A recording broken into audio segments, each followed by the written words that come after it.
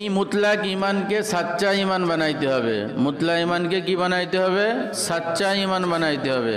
सच्चा ईमान के पक्का ईमान बनाइते हबे और पक्का ईमान के कबर पर्यन्त पौঁছাইতে হবে। এই मुतलाक ईमान के सच्चा ईमान के पक्का ईमान के कबर पर्यन्त पौঁছানোর জন্য একে মেহনত ছাড়া সম্ভব? দুনিয়াতে কোনো কাজই মেহনত ছাড়া সম্ভব নয়। প্রত্যেকটা কাজের পিছনেই আপনার মেহনত, কষ্ট, মুজাহাদা, চেষ্টা এগুলো করতে হয়। ঈমানের মতো এত বড় দামি সম্পদ, এই সম্পদকে আপনি ঠিক রাখার জন্য, আপনার ঈমানকে ভেজাল মুক্ত রাখার জন্য সাধারণ ঈমানকে সাচ্চা ঈমান বানানো, সাচ্চা ঈমানকে পাক্কা ঈমান বানানো, পাক্কা ঈমানকে কবর পর্যন্ত পৌঁছানোর জন্য মেহনতের দরকার আছে না নাই? এই মেহনতের জন্য হযরত উলামায়ে কিরাম সারা দেশে মেহনত করতেছে।